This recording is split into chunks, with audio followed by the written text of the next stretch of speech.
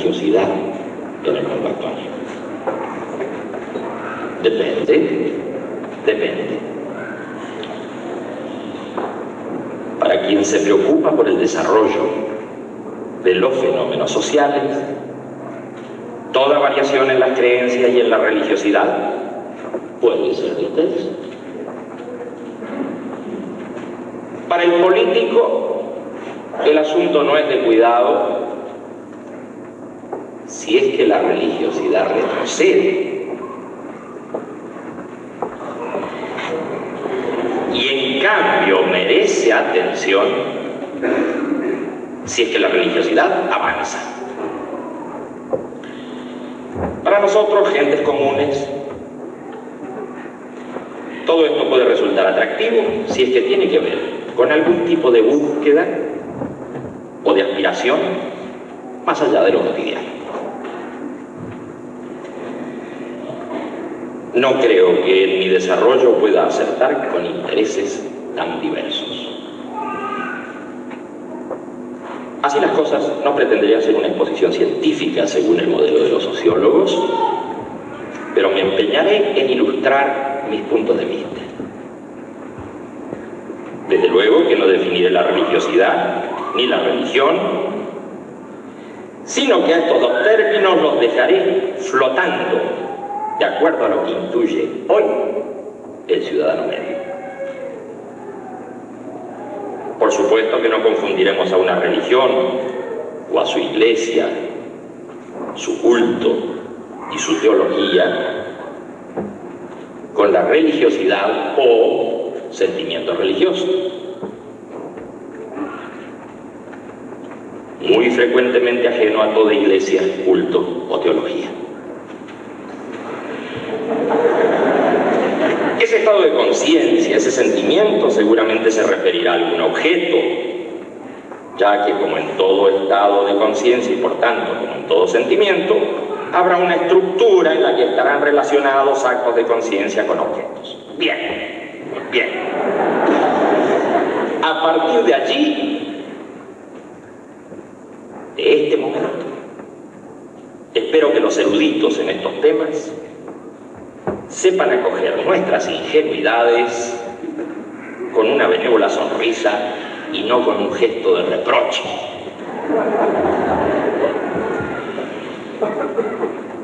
Abramos pues el paquete de opiniones y veamos si alguna de ellas sirve para algo. Yo opino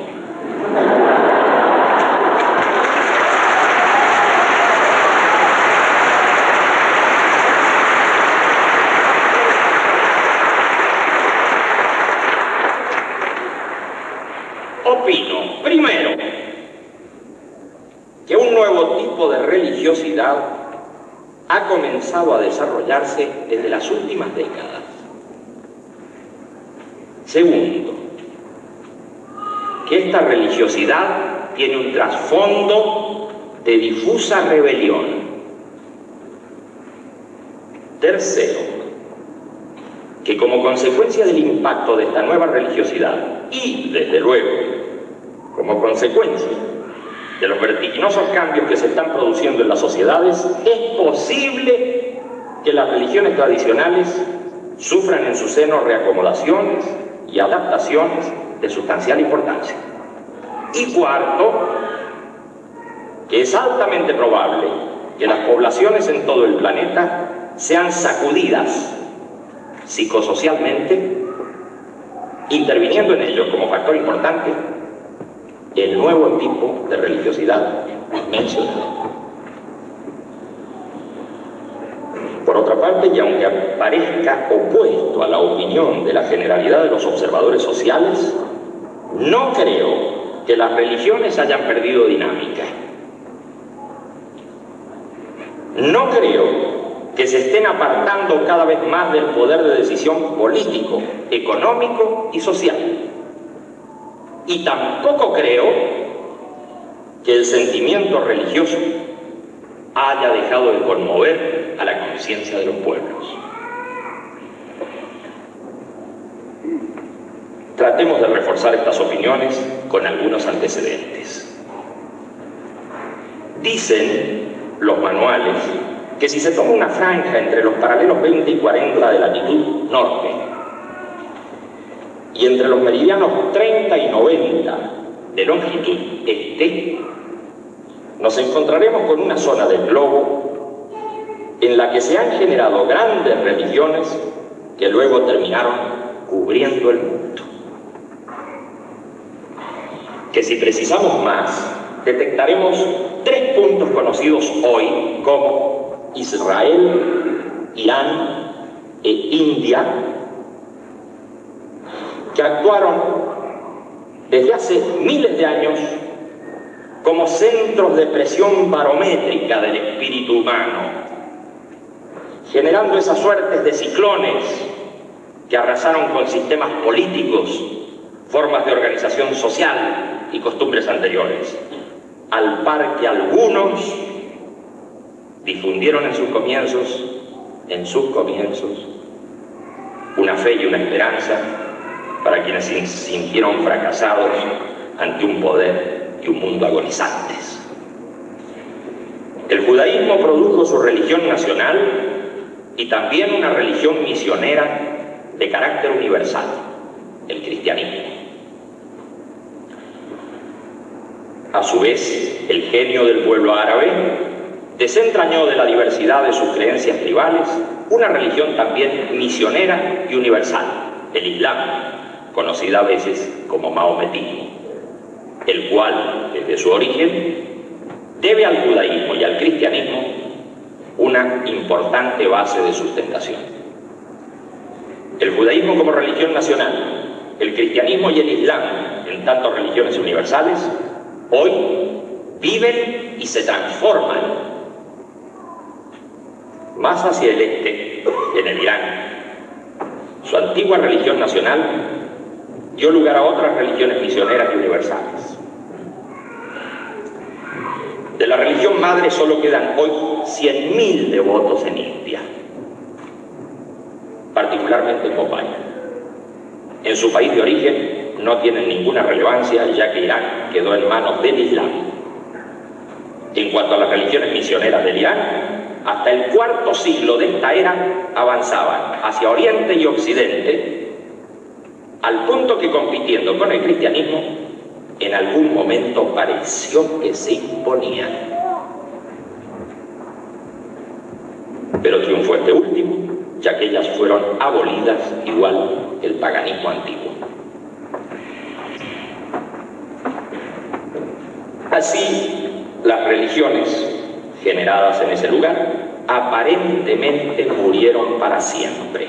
No obstante, muchos de sus temas influyeron en el judaísmo, en el cristianismo y en el islam, produciendo además herejías dentro de la ortodoxia de esas religiones.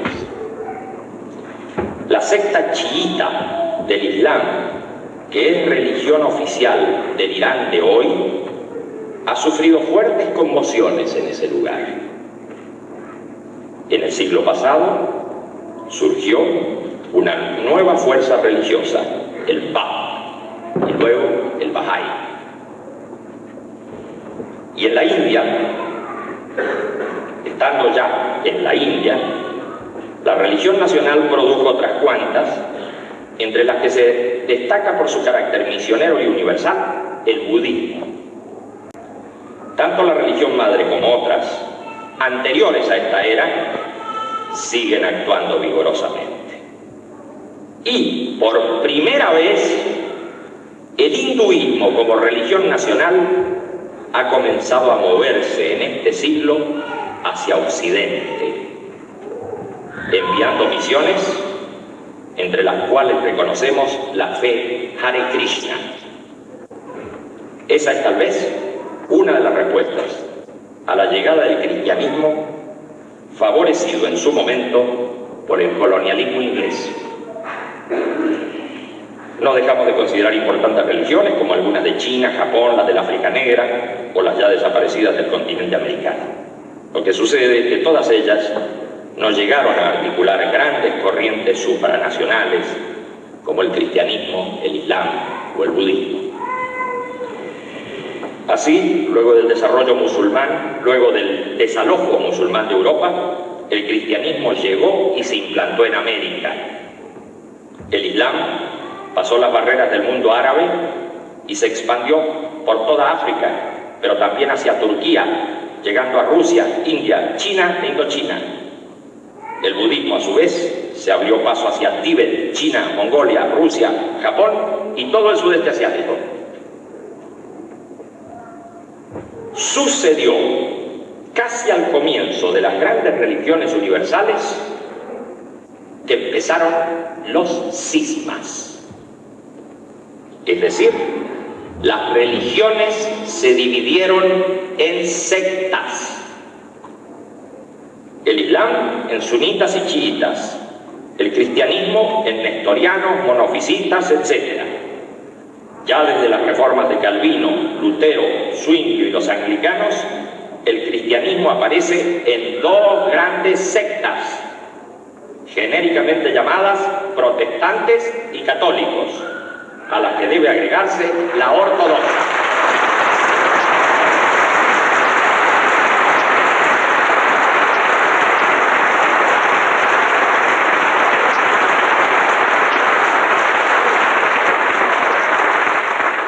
De modo que con la fragmentación de las grandes religiones aparecen las grandes sectas.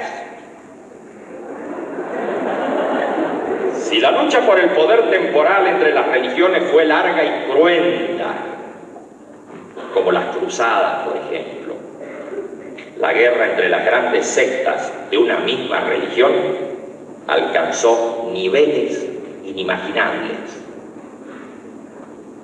Reformas y contrarreformas de todo tipo azotaron el mundo en varias ocasiones. Así, hasta la época de las revoluciones, que marcan lo que escolarmente se llama la Edad Moderna.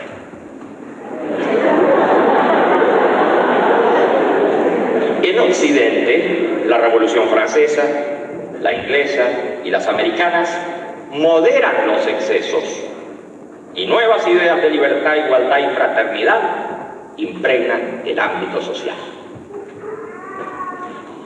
Es la época de las revoluciones burguesas. Aparecen curiosas tendencias como la de la diosa razón, una forma de religiosidad racionalista.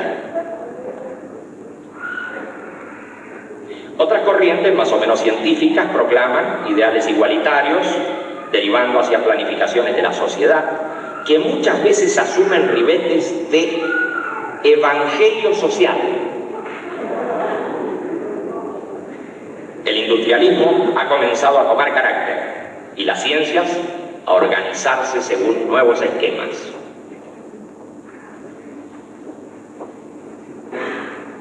Para esa época, la religión oficial ha perdido terreno.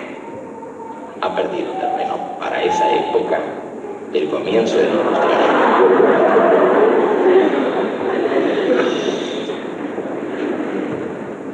En el Manifiesto Comunista, Marx y Engels describen magníficamente la situación de aquellos inventores de evangelios sociales. Cito el apartado tercero del capítulo 3, comillas. Los sistemas socialistas y comunistas propiamente dichos, los sistemas de Saint-Simon, Fourier, de Owen, etc., hacen su aparición en el primer período de la lucha entre el proletariado y la burguesía. Y más adelante. Como el desarrollo del antagonismo de las clases marcha al par con el desarrollo de la industria, no advierten de antemano las condiciones materiales de la emancipación del proletariado y se aventuran en busca de una ciencia social, de leyes sociales, con el fin de crear esas condiciones. A la actividad social anteponen su propio ingenio, a las condiciones históricas de la emancipación, condiciones fantásticas, a la organización gradual y espontánea del proletariado en clase, una organización completa fabricada por ellos. Cierro comillas. Dentro de estas corrientes del evangelio social aparece un escritor llamado Augusto Comte. Trabaja Saint-Simon y además colabora con este en la redacción del Catecismo de los Industriales.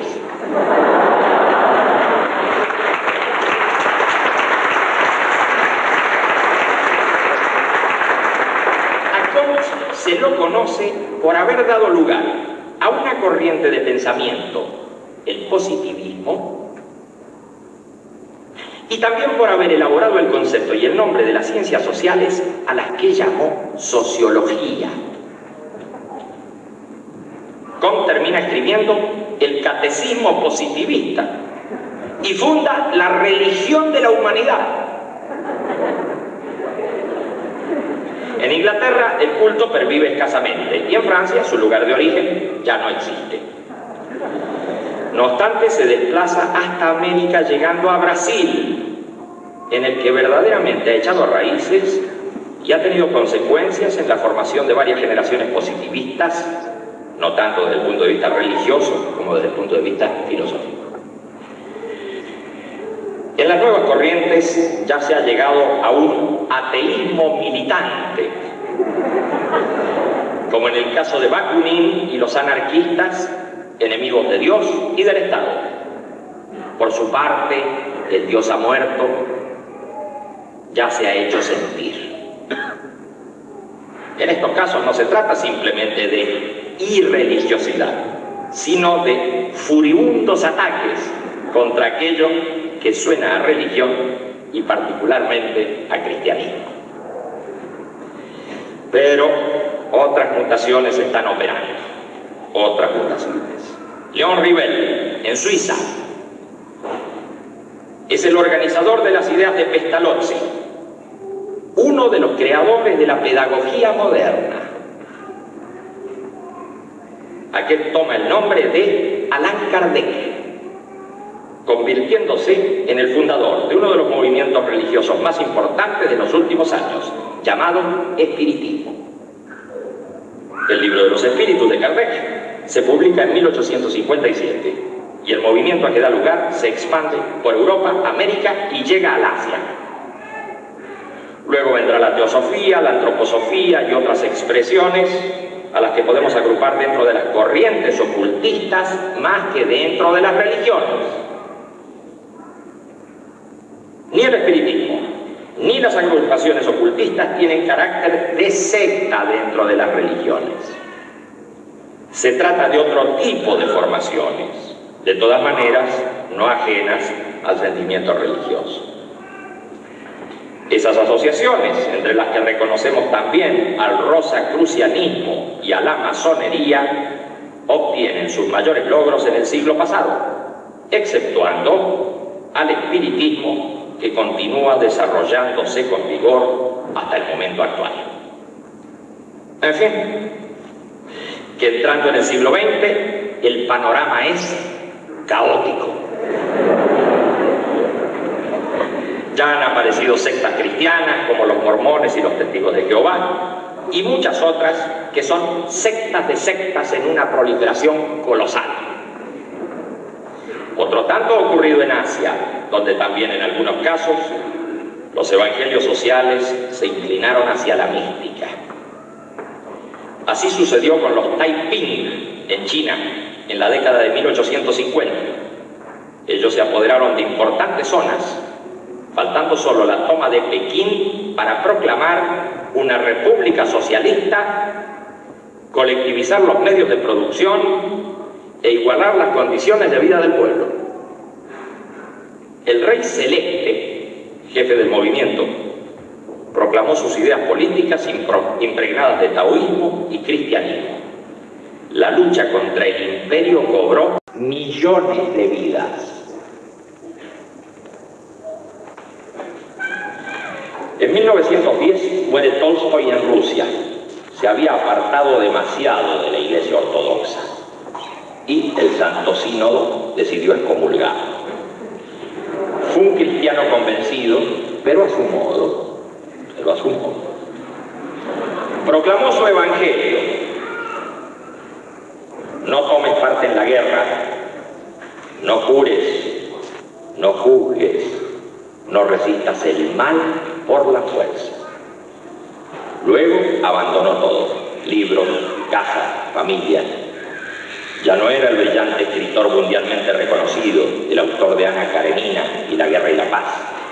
Era el místico, anarco, cristiano, pacifista, fuente indudable de un nuevo planteo y de una nueva metodología de lucha: la no violencia.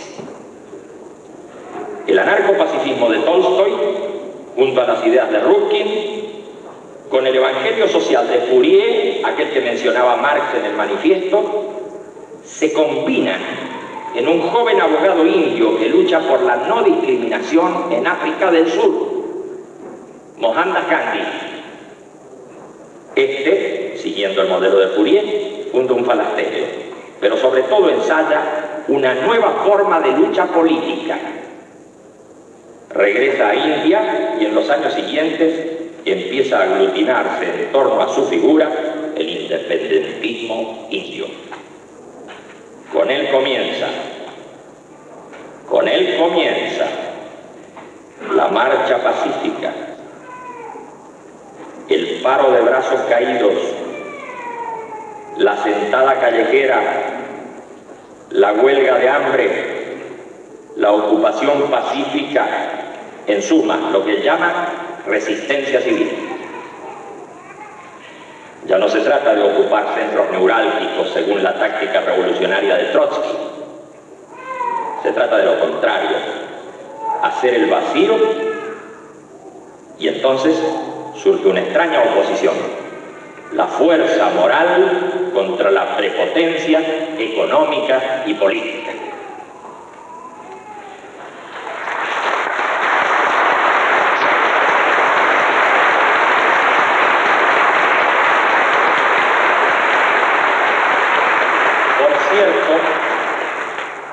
Ya con Gandhi no estamos hablando de un pacifismo lacrimógeno, sino de resistencia activa.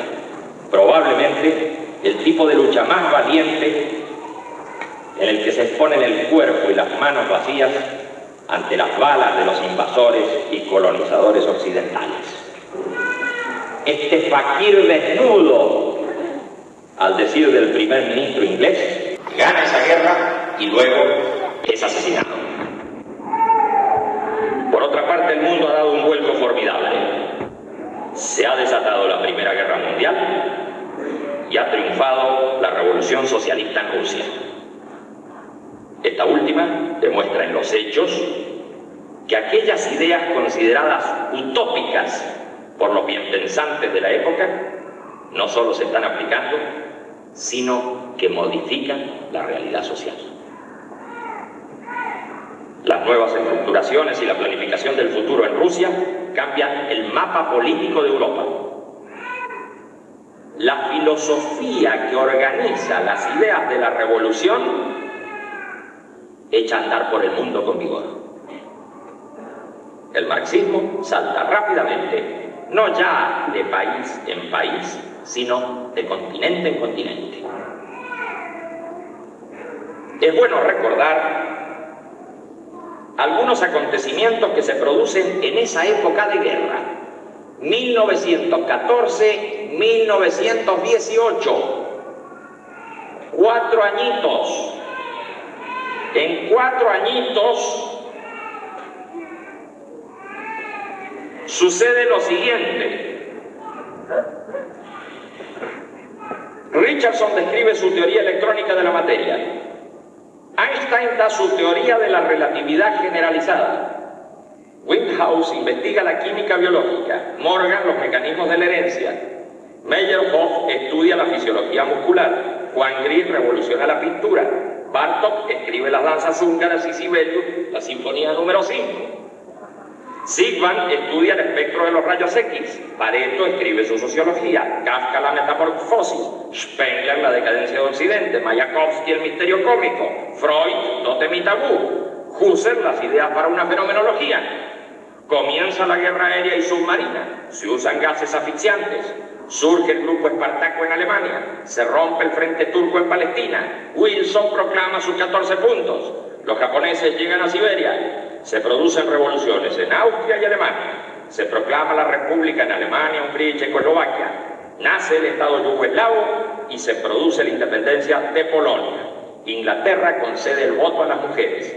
Se abre el Canal de Panamá, se restablece el imperio en China, los puertorriqueños pasan a ser ciudadanos estadounidenses, se proclama la Constitución mexicana. Estamos en esa época, en la alborada de la revolución tecnológica, el derrumbe del colonialismo y el comienzo del imperialismo a escala mundial. Una lista de hechos decisivos se multiplican en los años siguientes. Solo citarla sería intolerable. A nuestros efectos debemos señalar, sin embargo, algunos de ellos.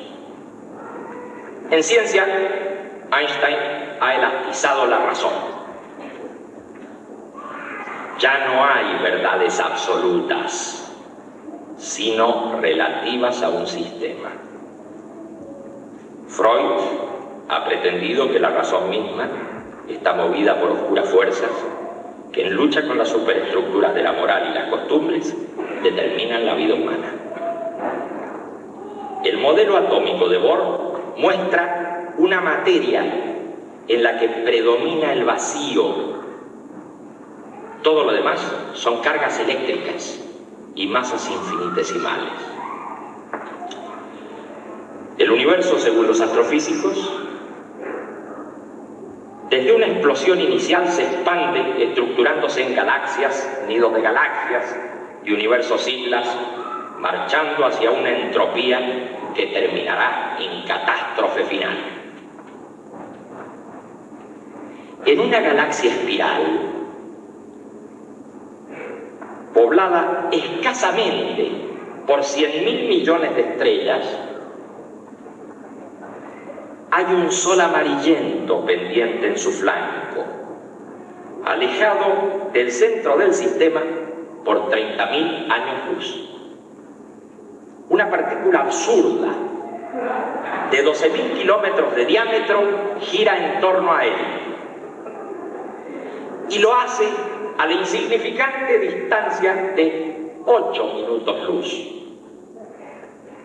Y en esa partícula ha estallado una nueva guerra, atrapando los puntos más distantes de ella. Los fascistas avanzan. Uno de sus representantes ya había proclamado: ¡viva la muerte!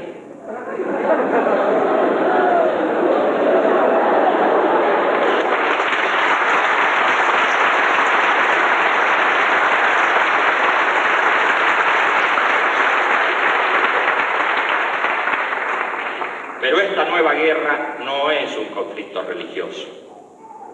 Es la lucha de los hombres de negocios y de las ideologías delirantes. Genocidios y holocaustos, hambre, enfermedad y destrozo a un nivel antes desconocido. La vida humana queda reducida al absurdo.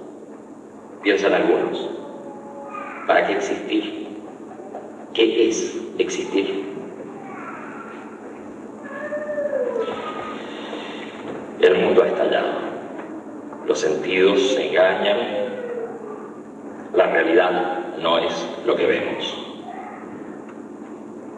Entonces, un joven físico, Oppenheimer,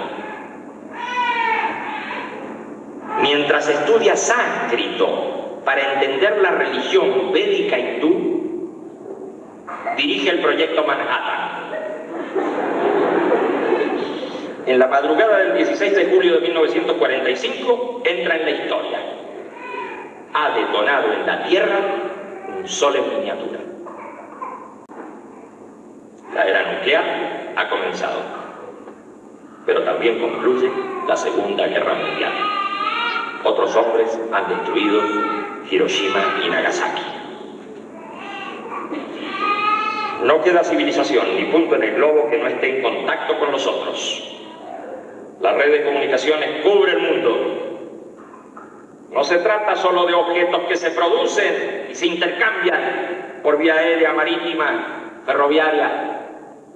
Se trata además de la comunicación de signos de lenguaje, de la voz humana y de la información que llega a todos los lugares al instante. Mientras el mundo cicatriza sus heridas, se independizan Pakistán e India y se inicia la guerra de Indochina. Se proclaman el Estado de Israel y la República Popular China con Mao a la cabeza. En 1951 se crea el Comecon en el campo socialista europeo y la Comunidad del Carbón y del Acero en Europa Occidental. Estamos en plena guerra de Corea y esa otra conocida como Guerra Fría entre el capitalismo y el socialismo. En Estados Unidos, el senador McCarthy comienza la caza de brujas. Se produce el arresto, la destitución y la muerte de sospechosos o espías menores, como el matrimonio Rosenberg. El estalinismo, a su vez, realiza todo tipo de atrocidades y represión. Muere Stalin y toma el poder Khrushchev. Entonces, este abre al mundo la realidad. Los intelectuales de buena fe, que consideraban todo aquello como simple propaganda del oeste para desacreditar a la URSS, quedan estupefactos. Vienen luego los desórdenes de Polonia y el retorno de Gomulka al poder. Se produce la revuelta húngara. La dirigencia de la URSS debe optar entre la seguridad nacional rusa y la internacional y su imagen. Opta por la seguridad. Los tanques soviéticos entran en Hungría. Es un shock para el partido, a escala mundial. Otros vientos empiezan a soplar. La nueva fe entra en crisis. En África, los movimientos de liberación se suceden unos tras otros. Cambian las fronteras de los países. El mundo árabe está en convulsión. En América Latina se profundizan las injusticias que han reforzado regímenes tiránicos como tardía influencia de los fascismos europeos. Golpes contra golpes y caídas de dictadores se continúan. Estados Unidos, ya establecido como imperio, tiene allí su retaguardia. La enorme riqueza del Brasil está en pocas manos. El país crece y la irritante desigualdad social se acentúa. Es un gigante dormido que está despertando. Sus fronteras tocan a casi todos los países de América del Sur. Sus cultos de origen, angolanos y de otros puntos de África, como la Umbanda y el Candomblé, ya se están expandiendo hacia Uruguay, Argentina y Paraguay. La Suiza de América, como era llamado el Uruguay, entra en bancarrota. La Argentina, agrícola y pastoril, se ha transformado. Allí se ha producido el más formidable movimiento de masas que recuerda América. Un presidente popular proclama la mística social de su doctrina. Otro, anterior y casi opuesto a este en sus actitudes, pero también popular, ha sido de filiación espiritista y gramscista. Allí, en 1955, arden varios templos católicos. ¿Qué está pasando en ese lugar? Ese tranquilo país, que ya no es el granero del mundo, lucha por sacudirse los restos del colonialismo económico británico. En esos conflictos se forma Ernesto Guevara. Luego estará en el poder en Cuba al concluir la revolución que depone a Batista en 1959. Luchará en otros países y otros continentes. Una revuelta guevarista fracasará en Sri Lanka. Su influencia encenderá el guerrillerismo juvenil en distintas latitudes. Es el teórico y el hombre de acción. Usa los antiguos vocablos de San Pablo. Trata de definir al hombre nuevo.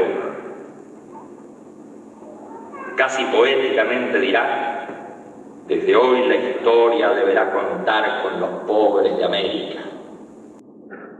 Poco a poco se va va alejando de sus concepciones originales.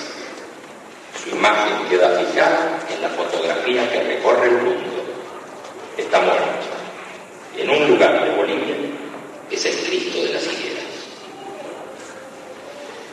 La Iglesia Católica para esas épocas ha dado numerosos documentos sobre la cuestión social y organiza la Internacional Social Cristiana con nombres diversos según los países.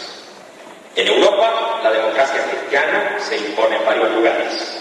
Desde entonces, allí el poder oscila entre los socialdemócratas, socialcristianos y liberal conservadores. El socialcristianismo se extiende a América Latina. En Japón, el shintoísmo como religión imperial ha sufrido una crisis importante. El budismo desarrolla entonces a la pequeña secta Soka Gakkai y en 6 años la lleva a 6 millones de creyentes.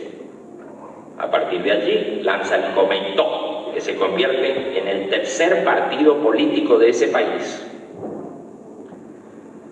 En 1957 la URSS pone en órbita el primer satélite artificial de la Tierra. Con esto queda en claro para el gran público por lo menos 2 cosas. Primero, es posible un viaje interplanetario. Segunda, con los satélites como antena y relevadores se puede conectar el planeta televisivamente. Ya a partir de esto, la imagen es llevada a cualquier punto en que se encuentre el receptor. La revolución electrónica barre las fronteras. Desde luego comienza otro problema, el de la manipulación de la información y el uso de la propaganda altamente sofisticada. Ahora el sistema entra en cada casa, pero también entra la información. Desde las pruebas nucleares del atolón de Bikini, se ha abierto en paso en todo el mundo la prenda de baño que lleva ese nombre. La vestimenta de Mao Zedong se incorpora a las camisas informales. La opulencia de Marilyn Monroe, Anita Ekberg, Gina Lollobrigida va dejando lugar a otro tipo unisex que tiende a diluir las diferencias. Los Beatles aparecen como un nuevo modelo juvenil. Los chicos en todas partes acarician sus jeans. Europa ha sufrido una importante disminución proporcional de varones en su pirámide demográfica. Las mujeres, ya desde la guerra, ocupan allí puestos laborales y a nivel gerencial. Pero también sucede en USA y en otras partes donde no se produjo esa sangría. Es el proceso mundial, pese a la tenaz resistencia de los discriminadores. Pero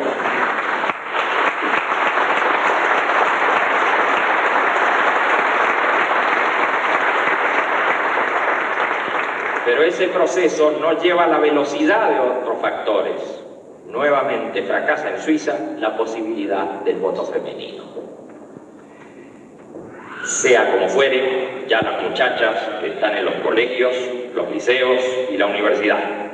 Militan políticamente y protestan contra el establishment. A fines de la década del 60, la revolución juvenil estalla simultáneamente en todo el mundo. Primero, los estudiantes de El Cairo, luego los de Nanterre y la Sorbona. La onda llega al Politécnico de Roma y se extiende a toda Europa. En México, las fuerzas de seguridad abaten a 300 estudiantes. Las jornadas de mayo de 1968 hacen enmudecer a los partidos políticos. Nadie sabe bien qué pasa. Tampoco lo saben los protagonistas.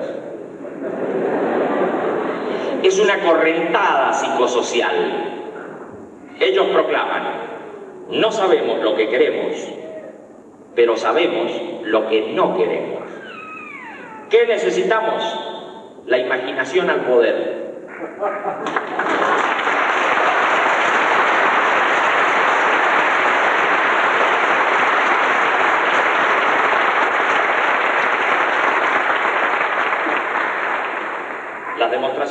estudiantiles y de obreros jóvenes se han repetido en varios países. En Berkeley toman el carácter antiguerra de Vietnam. En Europa y América Latina se esbozan distintos motivos, pero la simultaneidad del fenómeno sorprende. Una nueva generación muestra la unificación del planeta. El 20 de mayo, la huelga francesa se extiende a 6 millones de obreros.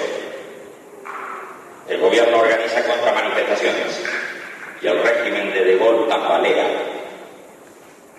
En USA, el líder de los derechos civiles, un pastor religioso, Martin Luther King, cae asesinado. Hippies, punks, modas contestatarias y música, mucha música, rodea al nuevo ambiente juvenil. Una fracción de esa generación se arriesga por 3 distintos caminos: el guerrillerismo, la droga y la mística. Cada una de esas vías está separada de la otra. Normalmente entran en colisión, pero todas parecen contener el mismo signo de rebelión contra lo establecido. Los guerrilleristas se agrupan en comandos del tipo Baader-Meinhof, Brigadas Rojas, Tupamaros, Montoneros, etc. Muchos tienen como modelo al Che Guevara. Matan y se suicidan. Otros tienen como modelo las enseñanzas de Aldous Huxley y los grandes psicodélicos como Baudelaire. También muchos se suicidan destruyendo su sistema nervioso. Finalmente, los terceros investigan toda posibilidad de cambio interior. Tienen como modelo a Alan Watts, a San Francisco de Asís y al orientalismo en general. También muchos de ellos se destruyen.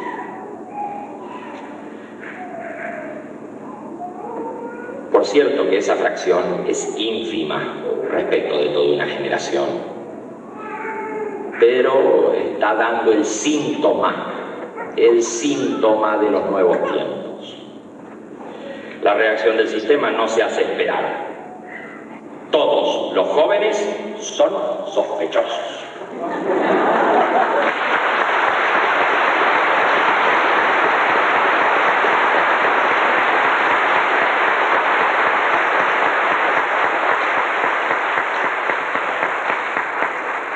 La cacería comienza en todas partes, aunque con metodología más brutal o sofisticada, de acuerdo a los medios en que se dispone en el lugar. Fenómenos del tipo del IRA, Movimiento de Liberación Irlandés, o de la ETA vasca, o del movimiento corso, o por último de la OL palestina, no responden exactamente al esquema generacional que estamos describiendo. Son casos diferentes, aun cuando en ocasiones se entrecruzan. En 1969, Estados Unidos pone el primer hombre en la Luna. El descenso es televisado en directo.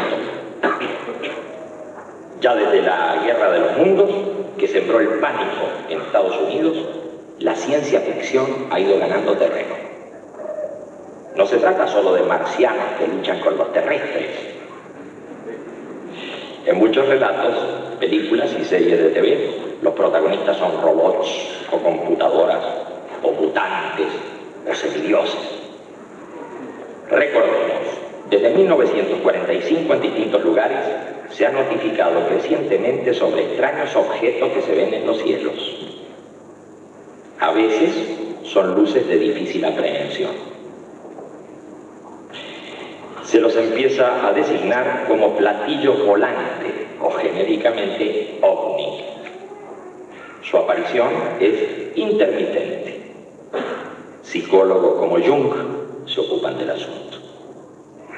Físicos y astrónomos dan explicaciones escépticas. Algunos escritores como Cocteau llegan a afirmar que son seres del futuro rastreando su pasado. Se crean centros de observación en todas partes, frecuentemente conectados entre sí, y empiezan las prácticas de contacto con supuestos seres de otros mundos. Hoy, tal creencia ha ganado considerable terreno. Su aparición se ha relatado como frecuente en las Islas Canarias, sur de Francia, sur de la URSS, oeste de Estados Unidos, Chile, Argentina y Brasil. En 1986, el gobierno de este último país declaró oficialmente el contacto visual por radar con OVNI. Por primera vez, un gobierno hace tal afirmación. Destaca además el ulterior seguimiento del fenómeno por la Fuerza Aérea.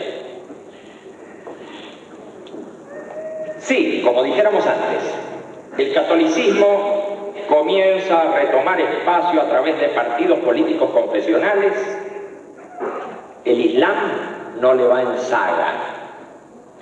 Numerosas monarquías y gobiernos tibios son derribados y comienzan a multiplicarse las repúblicas islámicas. De este modo, ya en la década del 70, las grandes religiones recuperan espacio político y económico. Sin embargo, hay gran preocupación por la fe. Todos comprenden que no basta con recuperar el terreno de las fuerzas que las fuerzas políticas cobraron en su momento, convirtiéndose en intermediarios del hombre con el Estado, de las necesidades con su solución. Agudos observadores musulmanes advierten que muchas cosas han cambiado. La antigua organización tribal ha quedado debilitada. La riqueza petrolera se ha volcado en muchos lugares a la industria y los grandes centros urbanos comienzan a levantarse. Las familias se reducen viviendo en propiedad horizontal. En los países más pobres se produce el éxodo hacia Europa buscando nuevas fuentes de trabajo y alterando el paisaje de la juventud. Pero también la continua guerra y tensión con Israel les da unidad. En ese clima de tensión general, el Shah de Irán impone la occidentalización forzada.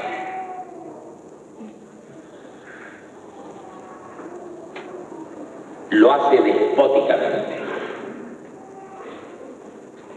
ya que posee el ejército mejor armado del Próximo Oriente.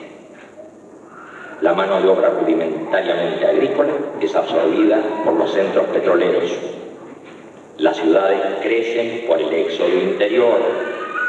Todo está bajo control.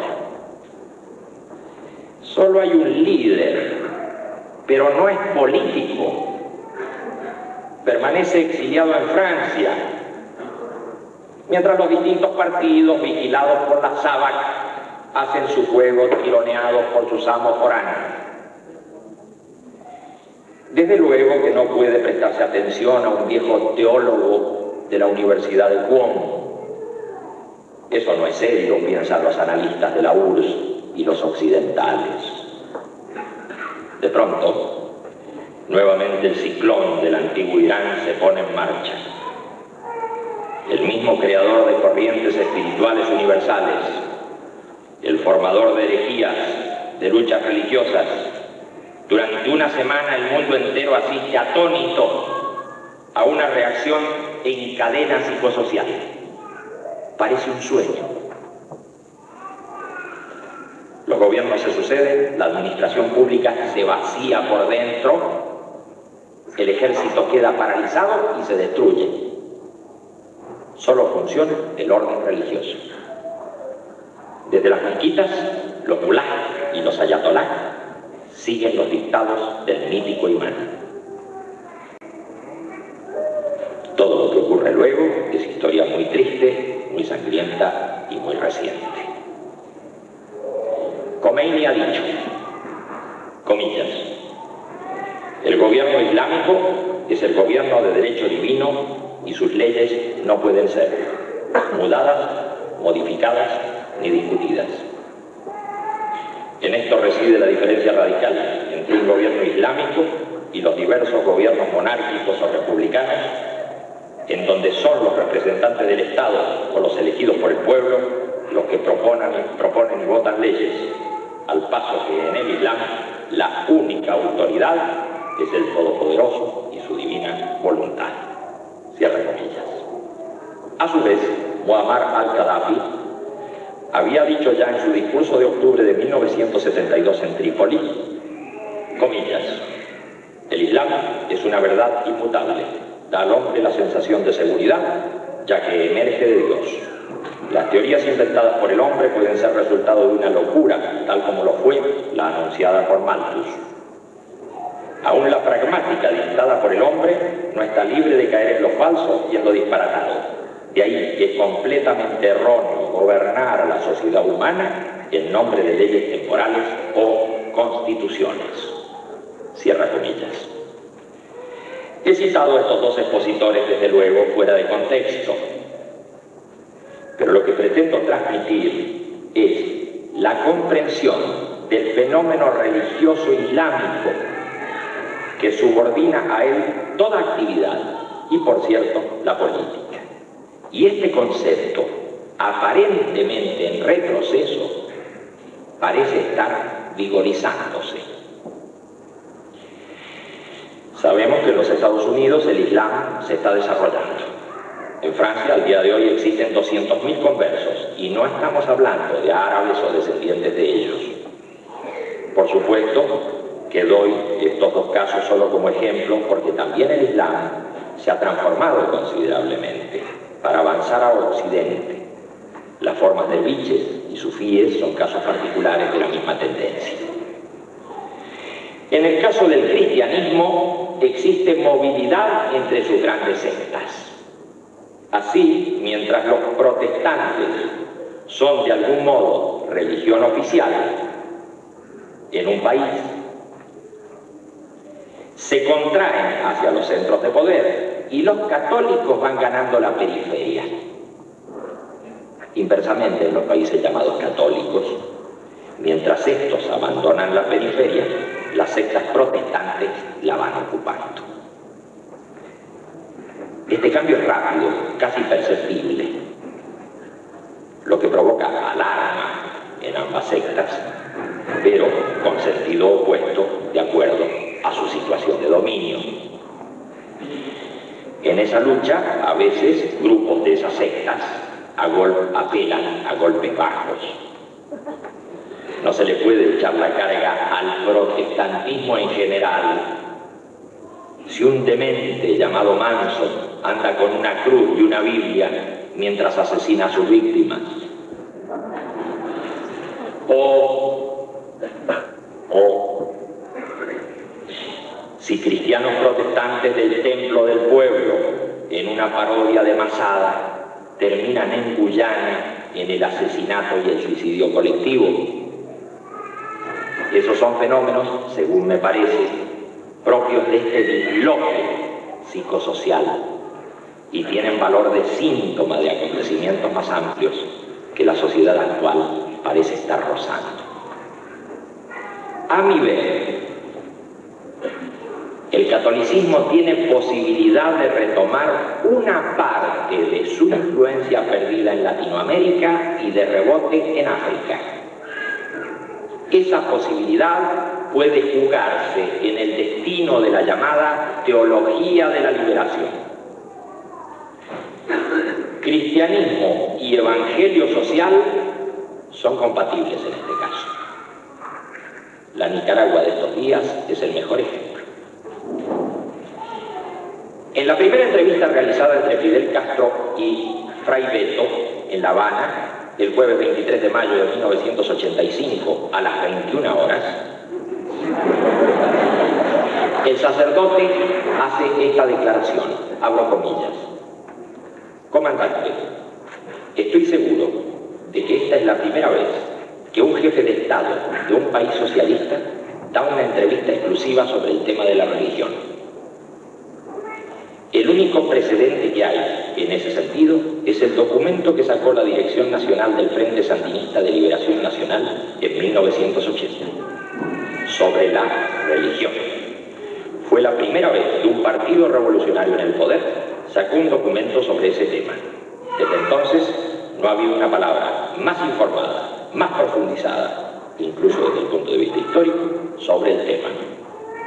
Y considerando el momento en que en América Latina la problemática de la religión juega un papel ideológico fundamental, considerando la existencia de numerosas comunidades eclesiales de base, indígenas de Guatemala, campesinos de Nicaragua, obreros de Brasil y de tantos otros países, considerando también la ofensiva del imperialismo, que desde el documento de Santa Fe quiere combatir directamente la expresión más teórica de esta iglesia, comprometida con los pobres, que es la teología de la liberación, pienso que esta entrevista y su aporte a ese tema son muy importantes, etcétera, cierra comillas. A su vez, Armando Hart, ministro de Cultura de Cuba, en su nota a la edición del libro Fidel Castro y la religión, dice, celebrando el diálogo cristiano-marxista, comillas, y esto es de por sí un acontecimiento trascendental en la historia del pensamiento humano.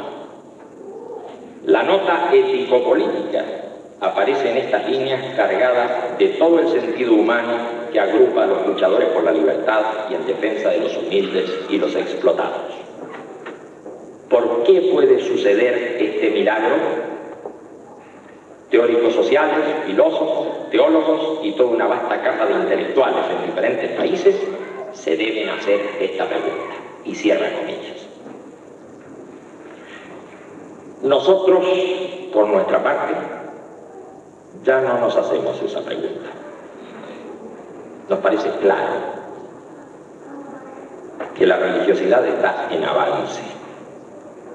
Aquí, en Estados Unidos, en Japón, en el mundo árabe y en el campo socialista, se trata de Cuba, Afganistán, Polonia o la URSS. La duda que tenemos es más bien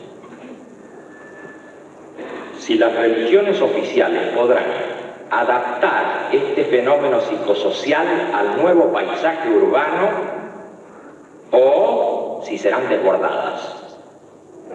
Podría ocurrir que la religiosidad difusa fuera creciendo en pequeñas y caóticas agrupaciones sin constituir una iglesia formal, de manera que no fuera fácil comprender el fenómeno en su real magnitud.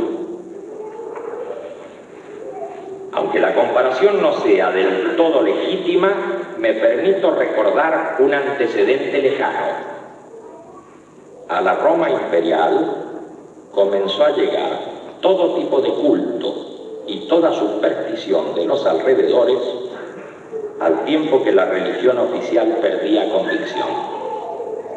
Y uno de esos insignificantes grupos terminó luego convirtiéndose en Iglesia Universal. Hoy es claro que esta difusa religiosidad, para avanzar, deberá combinar el paisaje y el lenguaje de la época, un lenguaje de programación, de tecnología, de viajes espaciales, con un nuevo evangelio social. Nada más.